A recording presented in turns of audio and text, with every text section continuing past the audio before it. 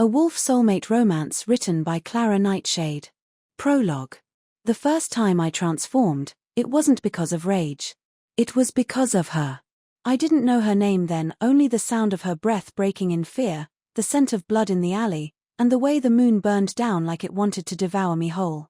They say hybrids like me aren't supposed to exist. A werewolf's instinct. A hunter's control. Two halves of a curse that should have killed me in the womb. But I lived. And because I lived, she did too. They say fate forges kings in fire and prophecy. But mine was forged in silence, in scars, and in the moment I chose to save a stranger and lost the last piece of who I was before. That night, I wasn't crowned. I was claimed by a power I didn't understand, and a girl who would later become the only truth in a world of lies. The full moon was watching. The blood in my veins remembered. And somewhere deep within the beast I became. A man still reached for her. Chapter 1. The moon beneath my skin. The rain tasted like rust. It slid down the back of my neck, soaked into my hood, and mingled with the iron tang rising from the alley 3 stories below. Blood. Not mine. Not yet. The city glimmered under a sky of ash, slick and silver like an oil painting smudged by grief. I crouched on the rooftop's edge, the soles of my boots barely making a sound on the wet metal. Below, a scream fractured the quiet. It was a girl, alone. Another scream, sharp, broken, and then the sound of boots, male voices, laughter that curved too cruelly. I didn't think. I moved. The jump should have twisted my ankle. Instead, I landed on the fire escape with cat-like silence, steel groaning beneath me. My fingers burned, not from effort, from something else. A heat just beneath the skin, coiled, unfurling. I was used to it by now. The way the world would sometimes narrow to sound and scent. The way I could hear a heartbeat to buildings away. The way my rage didn't feel human. But this time was different. I dropped into the alley like a shadow cast by fury itself. 3 of them. One had the girl pinned against the wall, the other laughing behind him. Her hands clawed at his arm, nails breaking, breath sobbing through clenched teeth. Let her go. My voice didn't sound like mine. They turned, smirks faltered. Then one of them stepped forward, brandishing a blade. Run along, hero. This ain't your fairy tale. I warned him. I really did. But when he lunged, something snapped. The moon burned through me, white hot, like a second heartbeat exploding in my chest. My body arched, convulsed. I was fire and bone and claw and scream. My vision fractured into silver and reed. And when the haze cleared, the first man was crumpled against a dumpster, not moving. I stared at my hands. No, my claws. The other tried to run. I could smell their fear, acrid and thick, curling in my lungs like smoke. I let them go. The girl was staring at me. Her eyes were wide, green gold under the neon flicker of a faulty streetlight. She didn't scream. She didn't run, just whispered. Your eyes. They were glowing. I blinked, and then the pain hit, like molten glass in my veins, like teeth grinding against bone from the inside. I dropped to my knees, howling soundlessly as the world tilted and cracked. Above us, the clouds parted. The full moon bloated and red as a bloodied crown looked down on me like it had been waiting. When I came to, my shirt was torn, soaked through with rain and sweat. My hands, my claws were gone.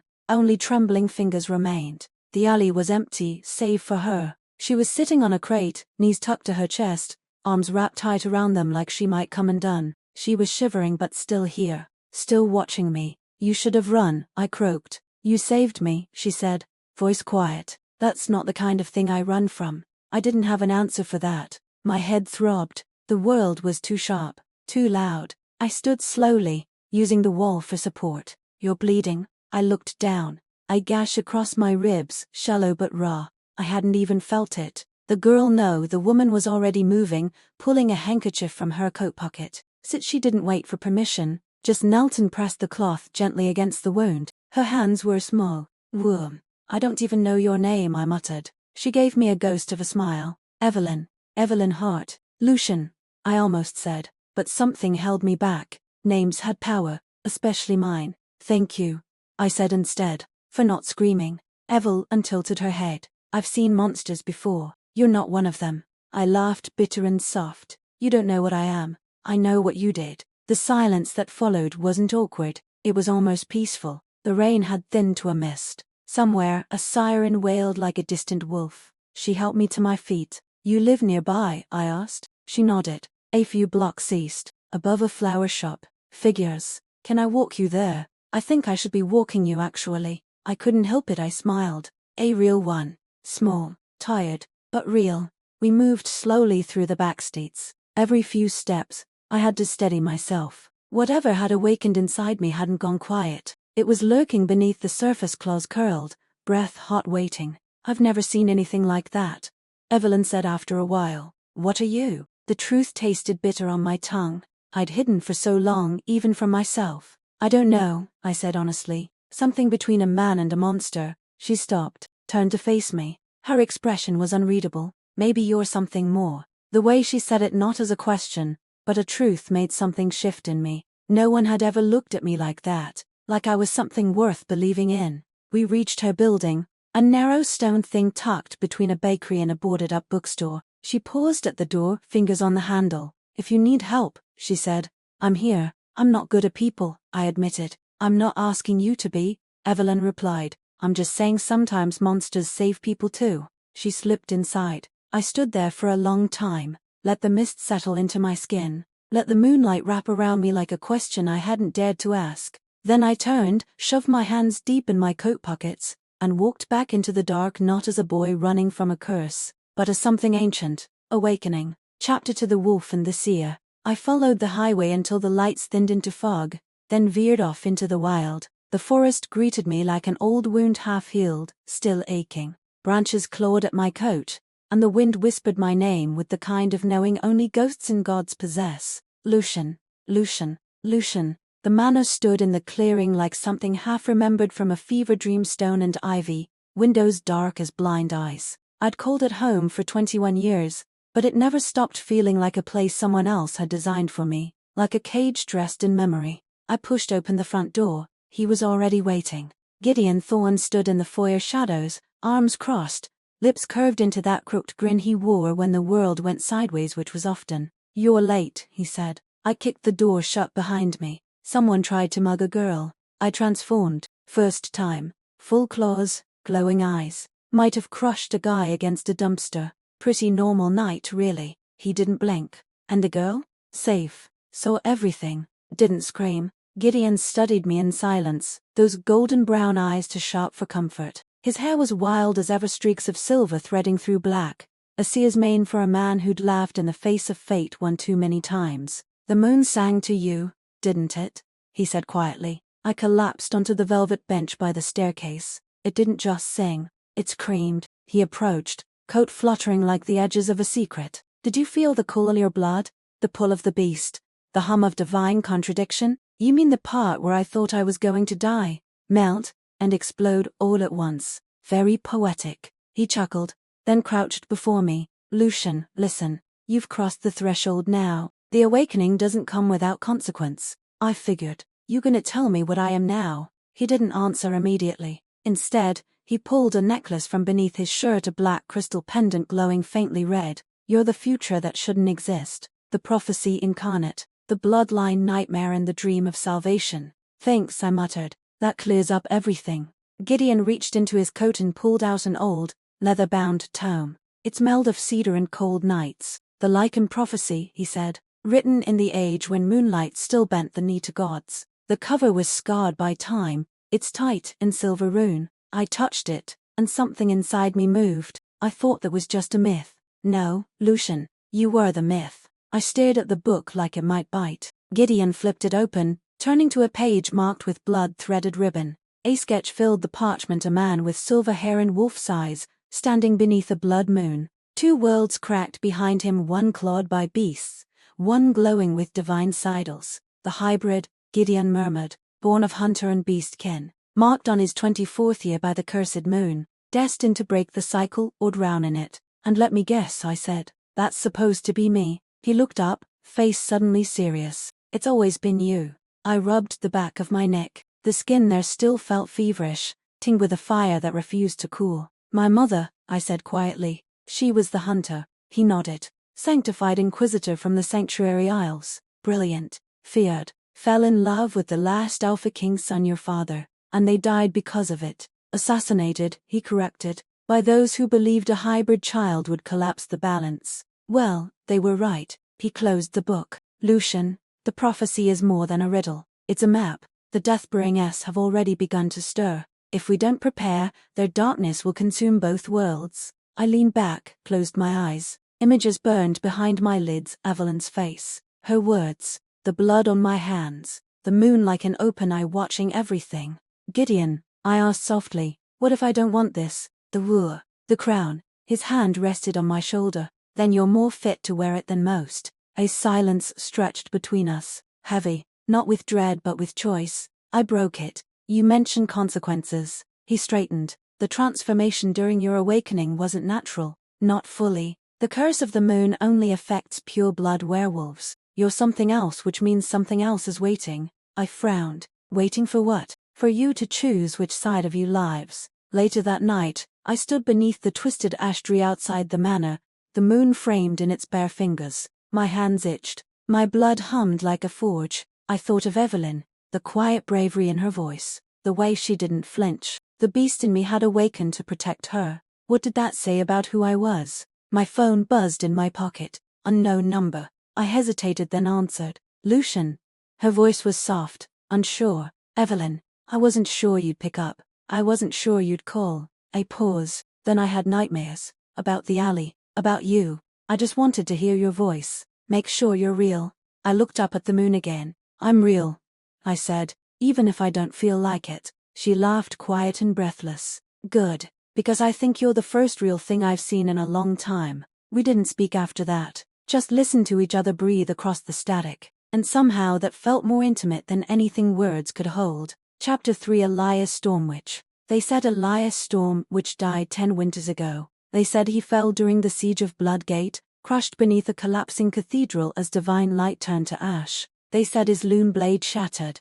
The moon turned away, and the world lost its sharpest sword. They said a lot of things. But Gideon's map, old and inked in bloodroot, had led me deep into the fog-choked wilds, to where a fallen belt clawed the sky, our cave and monastery, haunted, abandoned, forgotten by history and reclaimed by moss. I found him on the cliff's edge. He was meditating on a crumbling stone slab, blindfolded, shirtless despite the bitter air. His skin was pale silver, not from age, but from something other. Moonlight hummed from his scars. I stepped lightly, but he still spoke first. You're late, pup. His voice was a rasp over gravel, low-weighted. It didn't echo, it commanded the silence. I wasn't sure you were real, I said. Neither was I. He stood slowly, movements deliberate. But here we are, the boy born from fire and betrayal. I frowned. You knew my parents. I knew their sins. And their love. The second nearly damned them. The first definitely did. He turned to face me, his blindfold pulsing faintly with rune light. Despite the covering,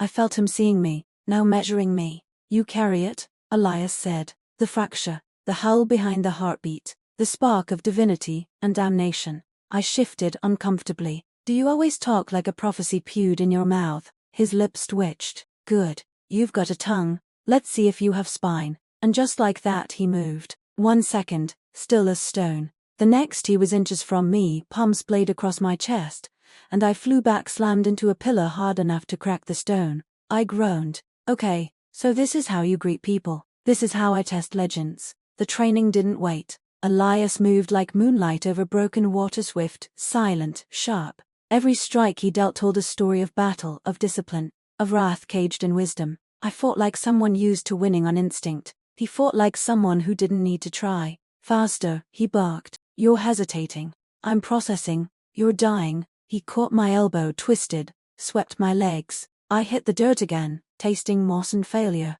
Again. I lunged, faked left, spun with a clawed uppercut. He caught it midair. Then something surged between us. A pulse of energy, cold and lunar, rippled down my spine. Elias released me and stepped back, brows furrowed. You're channeling. Channeling what? Both halves. The beast and the divine. It's starting. I dropped to one knee, panting. My veins felt like molten quicksilver, and something beneath my skin, not muscle, not magic, wanted out. I can't control it. Not yet, Elias said. But you will, or it will control you. He helped me stand, surprising in his gentleness. Why me?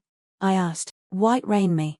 You don't even believe in the prophecy. I don't, he said. but I believe in pain, and you carry enough of it to burn this world or heal it. He handed me a worn cloth not for the sweat, but for the blood. Mine, obviously. Lucian, Elias said, voice lowering, you have to understand. The Deathbringers are not myths. I faced them, watched comrades turn to ash. You're not the answer, but you might be the blade we need to carve one. I looked out past the ruined courtyard. The fog had lifted just enough to see the dead bell swinging in the breeze. What if I don't want to be a blade? He touched his chest. Neither did I. That night we sat by a fire that burned without what Elias called it worm flame, a gift from a buried god. It shimmered silver and green. He told me stories of battles fought under eclipses, of the first Alpha King who turned against the heavens, of how the sanctuary isles once bled starlight. Gideon said you faked your death. I did. Elias replied. Why? Because the world needed a ghost more than it needed another fallen hero. He paused, then added, and because I was afraid. That, more than anything, shook me. Elias' storm which the loon blades chosen had feared. What changed? I asked. You. Just before sleep took me I whispered, there's a girl, Evelyn. She saw me change, didn't run. Elias didn't answer for a long time, then hold on to her, not because she makes you weak, but because she reminds you you're more than a weapon. And in that moment I believed him. Chapter for Fire and Betrayal. The cliffs of River Fang were carved from ancient memory. Wind howled through the broken teeth of stone. Below, the Whitewater River roared like something hungry, always waiting. The perfect place to spar, Gideon had said. The perfect place to fall. Garrett Stonefang stood barefoot on the ledge, shirtless, wrapped in sun-warmed scars. He held his twin saber's blades forged from Storm Etelin, blessed by the hunter monks with easy grace. Not showy, not proud, just sure. Don't hold back, he warned me. Wouldn't dream of it. We clashed. Steel screamed as our weapons met my claws, summoned with a flick of blood light against his swords. Every move he made was a prayer in motion, precise, righteous, unwavering. I countered with instinct, with rage curled beneath control, with the fire Elias had coaxed into shape. Garrett grinned. You've gotten better, you've gotten slower, liar. He feinted left, dropped low, swept my leg, I barely dodged, somersaulting into a low crouch. We froze, panting. Then we laughed. We weren't just training, we were remembering. Garrett was the closest thing I'd ever had to a brother, not by blood but by something older. When we were kids he once let me punch him square in the face just to prove I wasn't cursed. He bled, smiled, and said, see, that means you're real. Now he looked at me like I'd become something more than myth. Cashin sent a message, he said as we sat to catch our breath. He wants to meet. My stomach tightened. He's alive. Very. And dangerous. Cashin Nightborn had once been our friend, charming, brilliant, a storm cloaked in sunlight, until he decided prophecy was a throne and I was sitting in his seat. You think it's a trap? I asked. I know it is. And we're walking into it. Garrett's jaw tensed. We have to. The clans are splintering. Cashian's whispering to the lion shades. If he turns them, we lose half the north. And if I show up, he'll challenge me. Garrett looked away. That's what you want, right? I didn't answer. The meeting place was an abandoned shrine sunken into the roots of the twin trees. Their branches tangled like lovers long dead. Cashin waited on the altar, cloaked in storm blue, hair swept back like a prince in mourning. He smiled when he saw us. Lucian, Garrett, just like old times. Not quite, Garrett said, hand on his hilt. I stepped forward. Speak. Cashian's smile turned colder. The clans need strength. You offer hope. That's not the same. I offer unity. You offer a lie, Cashin spat. You think love and restraint can hold back the Deathbringers? They'll burn the world while you whisper lullabies. I felt the heat rise in my veins. The beast stirred, ears laid back, ready to pounce. I'm not here to play king, I said, but I won't let you turn this into a dictatorship of fear. Cashin raised a hand. Then I'm sorry. Lightning flashed not from the sky, but from his fingers. Everything shattered. Garrett threw himself in front of me, absorbing the first blast with a grunt. I hit the ground hard. A dozen shadows spilled from the woods, Cashian's followers, cloaked in sun sidles and serpent masks. The ambush wasn't just brutal, it was ritualistic. Garrett fought like a man possessed, blades spinning in arcs of holy fire, cutting through illusion and steel alike. But we were outnumbered, and then Elias arrived. He dropped from the treetops like vengeance incarnate. His blindfold glowed. The loon blade, not shattered, not lost, gleamed in his hand like a fallen star reborn. Cashian's eyes widened. You're supposed to be dead. Some myths prefer to choose their moment, Elias growled. He carved through 3 men in a single strike. I scrambled up. We can still win. Then I saw it. Cashin wasn't aiming for me. He had a second blade, a hidden dirk soaked in abyssal venom, and it was already buried in Elias's side.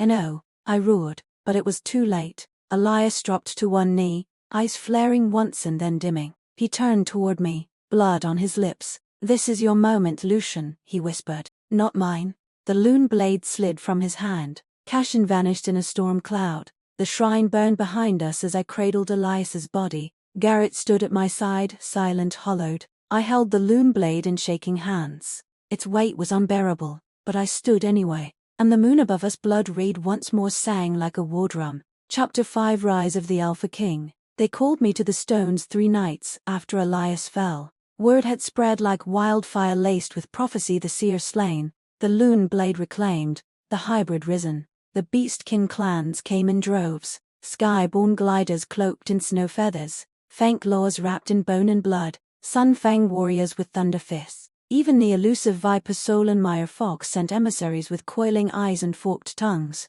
The stone stood in the center, 13 jagged monoliths that hummed with moon-forged power. When the Alpha King rose, tradition demanded he speak from the heart of their circle, under the watching gaze of the clans. I wasn't ready, but no one asked if I was. Garrett stood behind me, a silent guardian. Fiona, sharp-tongued and sharp-eyed, stood to my left, reading every twitch in the crowd like it was a chessboard. I touched the hilt of the loon blade, now affixed across my back. Its hum never stopped. It wasn't a weapon, it was a heartbeat. When I stepped into the circle, the murmurs stopped. I fell like a storm held in breath. "I didn't ask for this," I began, voice hoarse. "I never wanted a crown. I'm not a king."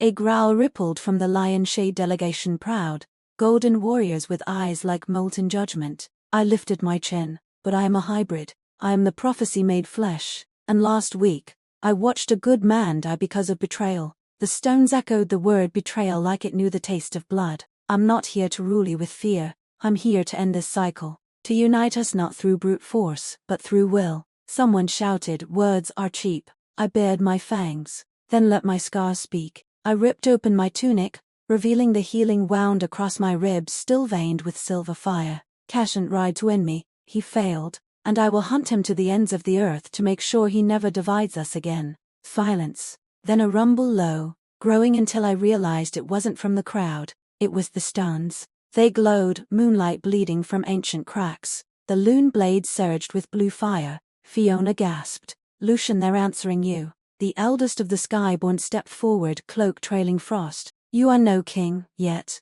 but you are no beast either. You are something new." He knelt. One by one, the clan leaders followed. Even the lion's shade bowed, lost their eyes burning, but their heads lowered. A chorus of howls lifted toward the night sky, and just like that I became the Alpha King. I didn't sleep that night. The crown wasn't a thing you wore, it was a weight. 1,000 expectations folded into silence. I sat by the river, away from the stones, away from the noise. The loon blade lay across my lap. The stars above felt too quiet. Then I smelled her. Not the way others smelled. Evelyn always carried something different. Not perfume. Something cleaner, honest. Like morning pages and wildflowers just before bloom. I turned, and there she was. Hair wind-tossed. Eyes full of questions. "Hey," she said softly. "Hey." She stepped closer, arms wrapped around herself. "I heard stories, thought they were fairy tales. Then your sister found me, Fiona. She bribed the old shopkeeper to give her my address."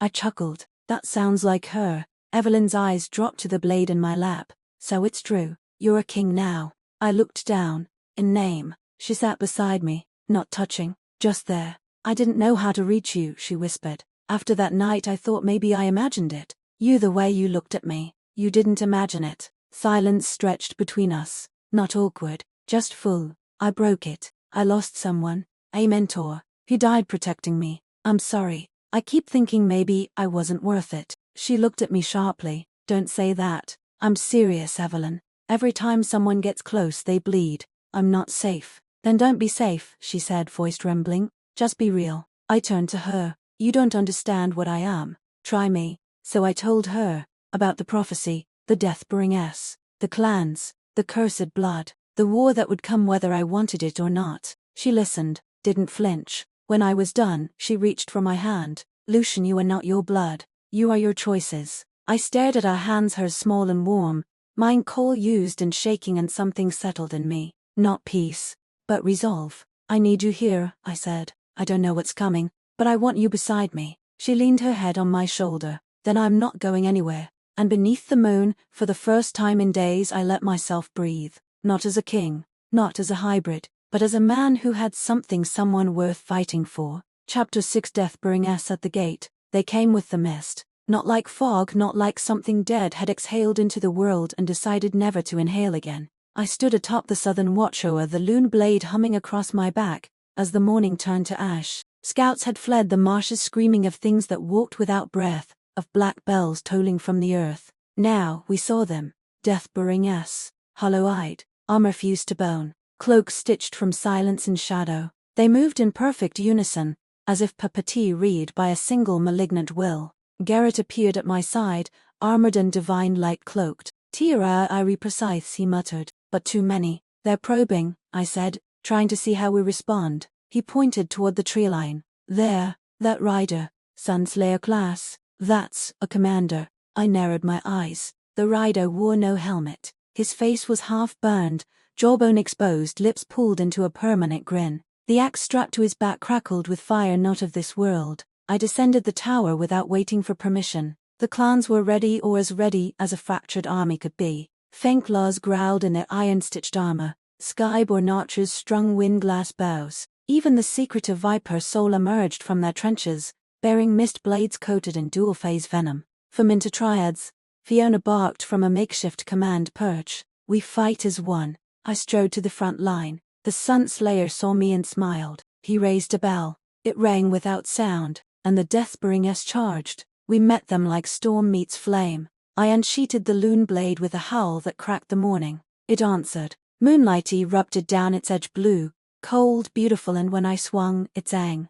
The first row of undead shattered in a burst of silver fire. The ground quaked. My blood burned not with fury but with focus. Garrett fought beside me, his twin sabers catching dawn light and hurling it into bone and rot. A skyborn screamed overhead, struck by black arrows, but the Fenklaws caught her before she hit the ground. The clans fought as one, and still, they kept coming. Every deathbring we felled rose again moments later, unless we struck their heart sigil, the black marks scorched into their ribs. Lucy, on your right. I spun just in time to block a Reaper's scythe. It hissed against my blade like it wanted to bite me. I kicked the thing back, slashed through its chest, and drove the loon blade into the sigil. It screamed as it disintegrated. For a moment I felt every death it had caused dozens pressing into my spine like whispers. They wanted me to forget who I was. I roared instead. The Sunslayer dismounted with a natural grace. He walked through fire like it was fog. I stepped forward. Who commands you? I demanded.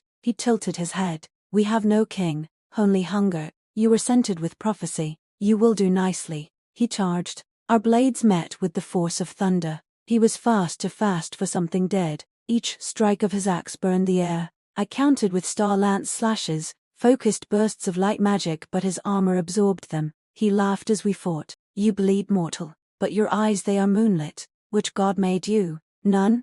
I spat. I made myself. He grinned, then find head left, and sliced across my shoulder. I staggered, blood flying. He raised the axe for the final blow. A stone hit his eye socket. It cracked. What? Evelyn. She stood on the ridge, cloak billowing, slingshot drawn again. Hey. Bone bag, she yelled. He's mine. The Sunslayer growled. I took the opening door forward, slid low, and drove the loon blade up through his chest. His eyes went wide as the blade pierced the sigil. The fire in him died. He collapsed into dust. The battlefield fell still. The rest of the Deathbringers froze. Then without warning they retreated, one by one, fading into mist like a tide receding. We had survived, but barely. Later, as the fires died and wounded were ended, I found Evelyn in the healer's tent. She was wrapping a Fenklaw's arm, brows furrowed, focus fierce. You shouldn't have come, I said. She looked up. Too bad. I did. You could have died, but I didn't. I knelt beside her, took her hand in mine. That wasn't just a raid. That was a message. What did it say? That the Deathbringers know my name. She squeezed my hand. Then they'll learn to fear it. That night, as I stood alone with the loon blade planted in the dirt, my blood still cooling, the moon whispered to me, "Not all will rise with you. Some will fall because of you." I looked into the stars and whispered back, "I know." Chapter 7 Cassian's Gambit. Storm Vale Citadel rose like a lion's roar carved in stone. Winds howled through its spiraling towers, carrying banners of golden storm grey. Lightning danced along its parapets, not just weather, but will. This was Lion Shade land, and it did not suffer visitors lightly. I stood at the threshold flanked by Garrett and Rosa Night Whisper, the foxkin rogue who'd finally decided to stop stealing my boots and start stealing intel instead. Garrett eyed the massive gates. "Still think this isn't a trap?" "No," I said. "I just think it's one I have to walk into." A Lion Shade emissary stepped forward, eyes gleaming beneath a jaguar-marked helm. "Alpha Vale, Lord Cassian awaits." "Of course he does." The throne room pulsed with storm-light, a dome of mirrored obsidian reflecting every movement twice. It felt like standing inside a god's eye. At the far end, lounging like a serpent in silk, was Cassian Nightborn. He hadn't changed, not in the ways that mattered. Same smirk, same impossible grace, but the light behind his eyes had shifted. Brighter, crueler. He rose when I entered. "Lucian, brother of prophecy, blade of peace, crowned contradiction." "Cassian," I said, still waxing poetic in stolen rooms. He laughed. "Come now, we both know the throne is just a stage, and I? A better actor." He gestured toward the war table. Maps glowed with magical runes, marking Deathbring incursions, weakened clan borders and divergent Lion Shade movements. "You're aligning with the Mire Fox," I said. "A necessary pivot," Cassian replied. "Unity requires strength, and strength requires sacrifice." "Who are you sacrificing this time?" Cassian stilled. "Still playing noble, I see. Still pretending your blood doesn't stain the floor behind you." "I didn't betray Elias." "No," he said softly, "but you let him die." That struck harder than it should have. He saw it, savored it. "I've come to offer truce," I said, "not lectures." He walked to the window. "Do you know what the loon blade really is, Lucian? It's not a crown, it's a chain. It binds the one who wields it to the moon's will, and the moon is capricious. I don't serve the moon." He turned back, eyes glowing faintly. "Then you serve nothing." I stepped forward. "I serve my people." He smirked. "Do they know what you are becoming?" He raised a hand and the mirrored floor around us shimmered. Visions danced me mid-transformation, first reeked with blood, eyes void lit, screaming, unleashed. Garrett stepped forward. "That's manipulation." "No," Cassian said, "it's the future. The more he fights, the more he changes." He looked at me, almost tender. "You can't save them from yourself. You always were good at twisting truths," I said, "and you were always too proud to see them." Before I could respond, the door slammed open. Celine Vale strode in like a storm in human shape, white hair tangled, eyes crackling with moonlight. She wore her emotions like armor, radiant, fierce, wounded. Cassian's smile faltered. "Celine," I breathed, "you shouldn't be here." She ignored me. "Lucian, there's something you need to hear." Guichard heightened. "Celine, don't tell him," she snapped, "or I will." He looked at her, then at me, and slowly, the smirk slid from his face. "I didn't kill Elias." I frowned. "You stabbed him." "I did," he admitted, "but he survived." The room spun. "What?" Celine's voice was low. "Elias faked his death. Again. He told Cassian to do it, said it was the only way to push you into accepting your role." I felt like the air had been knocked from my lungs. "That's not possible." Cassian stepped forward. "He lives in the hollow beyond, meditating, preparing. He said the final phase of the reckoning would require you to stand alone, that if he lived you'd hesitate. And you agreed?" Cassian looked away. "I thought it was noble. I thought if I could take the fall I'd bear the hatred, and you'd rise." Garrett's voice was ice. "You manipulated everything." Guichard met his gaze. "I believed in him. I still do. I wanted to scream, to tear something apart, to believe he was lying. But Celine's eyes shining with guilt told me he wasn't. "He made me swear not to tell you," she said, "until it was time." I turned to the window, throat tight. Everything I'd built, the grief, the fury, the drive, it was shaped around a lie. And yet Elias had still bled for me. He'd still vanished from me. Had it changed who I'd become? Yes, and that was the point. As we prepared to leave Storm Vale, I stopped Cassian in the archway. "You're still an arrogant bastard." He grinned. "Guilty, but if you ever lie to me again." He raised a hand. "Understood." We didn't shake, but we didn't draw swords either. Progress. That night, I sat alone in my tent. Evelyn found me, as she always did, like a balm for wounds I didn't know I had. He's alive, I said. She nodded. I heard. Why didn't I feel it? Because you needed to become more than his student. I closed my eyes. I don't know who I am anymore. She touched my chest. You're Lucian Vale. You are everything you've survived. Everything you choose. And for the first time in days I slept without dreams. Chapter 8 The Hollow Beyond. They say only the dead can walk the hollow beyond. They're wrong. Sometimes, the half-alive find their way too. I crossed the threshold alone. No Garrett, no Evelyn, no Celine. Not even the loon blade hummed with its usual comfort. Its light dimmed the moment I entered the clearing. The world here was hushed. Not quiet like it was listening. Mist hung in sheets, thick as wool and warm as breath. Shadows shifted with intention. Every step echoed, not through the air, but through my bones. I walked for hours, or minutes, or centuries. Time bent here. Then I saw him. Elias Stormwitch stood beneath a tree of silver bark, blindfold intact, arms folded like a monk awaiting judgment. You found your way, he said. I shouldn't have had to, I snapped. You made me mourn you. Hate him. You let me believe that you were alone, he finished. You were. And that's what made you ready. I took a step forward. You played God. I'm a man who made a cruel choice, Elias said. But I did it for the same reason I trained you, because you are the only one who can hold the world together without breaking. My anger crackled beneath my skin. Do you know what it cost me? I whispered. The rage? The blood? I changed. I know, he said. That's why you're here. He extended his hand toward the mist. It parted, revealing a pool of black water. Step in. I stared at the still surface. What is it? Truth, Elias said. The part of you that you've refused to meet. My claws twitched. Will it kill me? It will unmake you. The question is whether you come back. The water was cold. Not like winter or ice cold, like memory, like guilt. When I stepped in, the world flipped. Suddenly I stood in a battlefield made of mirrors. Each shard reflected a different version of me, a child with wolf eyes, a man crowned in bones, a monster howling at a ruined moon. They circled me, judging, pleading, mocking. Then he stepped forward, a reflection that moved on its own. A wolf-headed version of myself, 8 feet tall, cloaked in divine moonlight and black fire. His voice was mine, twisted through a throat of fangs. You think love makes you strong? It growled. I know it does, I said. And what will love do when Evelyn burns? When Garrett falls? When your sister begs you to end her suffering? My breath caught. I'll stop it. You won't, the beast said. Because you can't. You are not meant to save. You are meant to consume.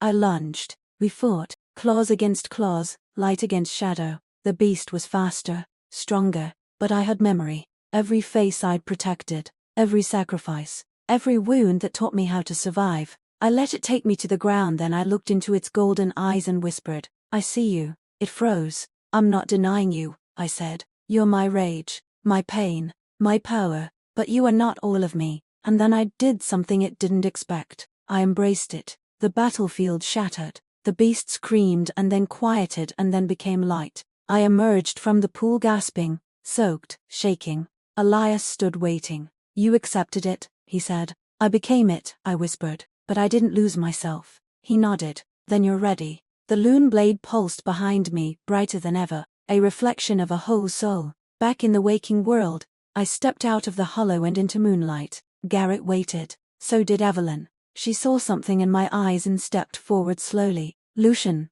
she asked. I took her hand. I'm here, I said, truly, and for the first time I wasn't afraid of the thing I was becoming, because I wasn't becoming it alone. Chapter 9 The Battle of Vital Is. The crystal of Vital Is rose from the earth like the tip of a buried god spear, tall, translucent, pulsing with a slow living light. Its glow painted the valley in blues and silvers, and for a heartbeat, it felt like the world held its breath. Then the bells began to toll. Not one, not two, but 7, each a different tone, each vibrating with the resonance of death. The bell of doom had awakened. I stood atop the southern ridge, the loon blade strapped to my back, Evelyn's fingers brushing mine like a tether to something gentler. Fiona barked orders into the wind, positioning the sky-born archers along the cliffs. Garrett stood beside the sun fangs, his sabers already glowing. Rosa and the Mire Fox vanguard slipped through shadow, waiting to strike. Then came the sound none of us were ready for. A roar. Not human, not beast, something in between. The Dread Kings had arrived. Ashmere, cloaked in fire and ash, descended from the north like a storm cloud with eyes. Obadiah the Hollow glided from the east, more ghost than man, dragging a chain of screaming spirits. And from the west a black wolf 3 times the size of a horse, with ember-red eyes and bone piercings down its back. Blade wolf. But none of them terrified me as much as the one who emerged last, wreathed in lightning and shadow. The Lion King. Magna are the Hollow. His armor bore the sigil of the first Alpha King, twisted and scorched. His voice rumbled like thunder caged in stone. Lucian Vale, he growled. Come and bleed. The battle erupted. Deathbringers poured from the canyons like a flood of rot. I called down the Loon Blade's power and the moon burst how lancet. A wave of celestial energy exploded from my chest, vaporizing the front line of Reaper scythes. Garrett followed with Wrath of Tira, shattering the ground beneath the Sun Slayers and trapping them in fissures of divine fire. Fiona coordinated flawlessly,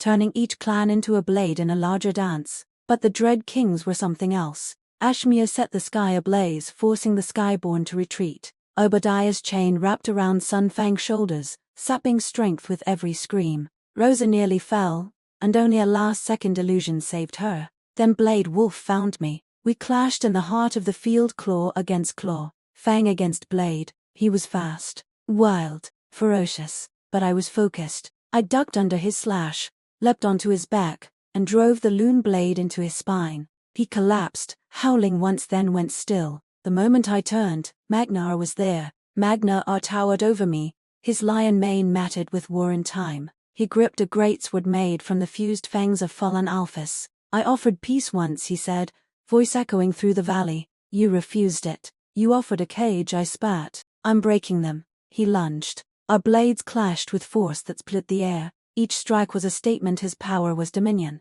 Mine was will. He drove me back, strength monstrous, but I refused to yield. Your blood is tainted, he roared. Your love weakens you. No, I growled, teeth bared. It saves me. He struck again, and this time he cracked my ribs. Pain surged, but I used it, focused it, burned it. With a cry I unleashed ghost wind dash flickering behind him, slashing low then upward. Magnar stumbled. The Loon Blade pulsed. A second wind flooded me, not magic, not divinity purpose. He tried to rise. I screamed, dread howl. The world shook. A column of silver flame burst skyward as my body shifted, not just wolf, not just man, but celestial. My fur shimmered blue. My bones glowed. The valley stilled. Even the Dread Kings paused. Magnar looked up and feared. I pounced. Our final clash cracked the cliffs. With a roar that ripped the clouds apart, I drove the Loon Blade into his chest. He gasped. Blood black and golden spilled across the earth. I was a god once, he whispered. You were a tyrant. And then he crumbled. The Deathbringers screamed. Their bells shattered. Their army, leaderless, severed from command, imploded into dust. All across the valley, silence fell. And then a single rag cheer. Then another. Then thousands. We had won. But I could feel it, my form trembling, body overdrawn, my bones warping, my heart howling. I was becoming something else. Something no longer just Lucian. Evelyn ran to me, her eyes filled with tears as my form flickered between wolf and man, between light and shadow. I'm still here, I told her. She touched my cheek. I know. And the world, finally, was quiet. Chapter 10. A Crown of Light, a Wolf Reborn. I didn't feel pain, not like before. What I felt was separation. As if my soul was suspended, not above my body, but beside it, drifting through the threads of reality like wind through the banners of a battlefield that had finally stopped bleeding. The world had gone quiet. The Loon Blade lay beside me, humming faintly, not with victory, with mourning. My hands were claws again, not crude, but celestial. My fur shimmered deep blue, each strand laced with silver thread. My voice was gone. My reflection, if I had one, would no longer be human. I was more than hybrid now. I was becoming. Evelyn knelt beside me, pressing her hand to my chest. Her voice shook, but her words did not. I don't care what you've turned into. I know who you are. I tried to respond. Only a sound came, soft, pained. Her tears struck my fur. And then, as the crystal of vital is flared in the distance, a ripple cut through the air like a sign. A shape emerged. A figure in white, faceless, cloaked in flowing starlight. The deity of the moon. Or perhaps something older. They regarded me with eyes I could not see, yet felt in my marrow. You have borne the curse, the deity said. You have broken it. I didn't understand, but I felt the truth of it settle in my bones. The curse of the full moon was gone. The beastkin would no longer lose control beneath it. The wars of blood and terror ended, the reckoning fulfilled. And now, said the deity, you're owed 2.5 wishes. Evelyn blinked. What? I endured the trial. I managed to growl, my voice more wind than speech. The deity nodded. And few do. What will you spend your soul on, Lucian Vale? I closed my eyes. The first wish came easily. I wish, I whispered, for the beastkin to become human by choice or design. Let them live free from inherited fate. The deity raised a hand, and across the lands, transformations began. Fangs receded, claws softened, eyes dulled. The beastkin, those who wanted to become as they'd longed, fully human, fully free. Tears fell in the crowd. The second wish burned harder. I wish for the loon blade to be sealed, buried until it is earned again. The blade at my side lifted into the air, glowed with one final flare, then vanished in a column of moonlight. Only a crater remained. Then came the final wish, the half. I half wish, the deity said. It cannot bring back the dead. It cannot change the past. It can only offer a door. One only love may open. Evelyn stepped closer, voice trembling. Say it. I looked at her. I wish to be whole again. The deity smiled, then let her try, and vanished. The light faded. I remained in my wolf form, but something within me felt unfinished, like a song awaiting its final chord. I turned to Evelyn. She stepped forward slowly, hand shaking. Do you remember, she said, the night we met? I nodded, or tried to. You told me monsters don't save people. Her lips curled into a tremble smile. And I told you sometimes they do. She placed her palm on my snout, gently, lovingly. You're not a monster, Lucian. You're not even a king. You're just you. She leaned in and kissed me. The change was not instant. It was like warmth melting frost, like fingers brushing fog from glass. My bones pulled inward, my heart realigned, my breath stilled and returned. When I opened my eyes, I was me, not the boy I had been, not the beast, but something new. Ho! Evelyn touched my face. Hi again, hi. I whispered back. Did it work? She smiled. You tell me. I kissed her again, and this time, it was me. All of me. Days passed. The clans began to rebuild, not as beasts or bloodlines, but as people. Garrett was elected keeper of peace. Fiona took charge of strategic council. Rosa reluctantly accepted a role as liaison to the newly reformed Hunters Guild. Cashin vanished again, but this time, not as a threat. He left only a note. The world needs a villain. I've played mine. Now find peace. For both of us. Celine stayed. She tended the wounded, watched the moon rise, and forgave herself, slowly, in the quiet. And me? I didn't keep the crown. I buried it alongside the loon blade, beneath the roots of the silver tree in the hollow beyond. Evelyn and I built a cottage on the edge of the vale. Nothing grand, just pace, sunlight, wildflowers, laughter. Sometimes, the wind carries echoes of old names. Alpha King, Hybrid Curse, Reckoner, but they don't belong to me anymore. I am Lucian Vale. I was broken, forged, crowned, cursed, loved, and now, I am free. Thank you for listening.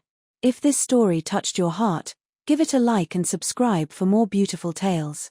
Tap the next thumbnail to continue your journey.